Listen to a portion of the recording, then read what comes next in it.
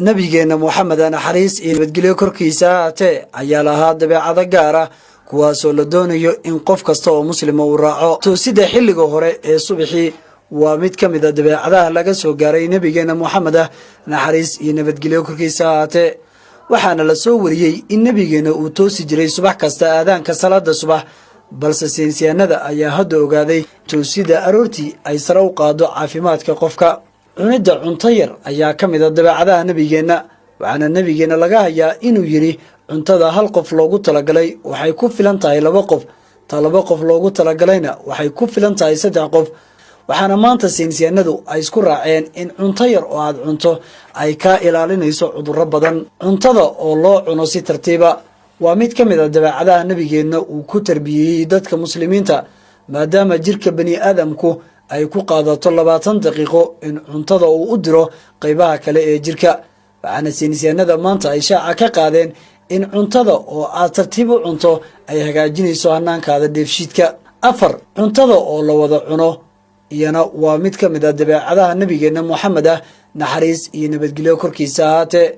waxaana saynisyahannadu ay isku wada raacsan yihiin in cuntada oo aad la cunto qof kale ay ka yaraynayso walwalka ayna sidoo kale maxabba ka dhalinayso dadka dhexdiisa shan biyaha oo la cabo cuntada kadib iyadoo loo nasanayo cabitaankooda waa mid ka mid ah dabeecadaha gaarka ee nabigeena Muhammad waxaana cilmi baarayaasha dunidu ay xaqiijiyeen in biyaha oo aad si degdeg u cabto ama cuntada aad ku dhex cabto ay ku keeni karto xanuuno ay ka mid yihiin madax xanuun sidoo kalena ay waxyeelayn karaan habka dheelitirnaanta dhiiggaada lix cunida miraha geedka rumaan ayaa ka mid ah miraha uu ugu jeclaa nabigeena Muhammad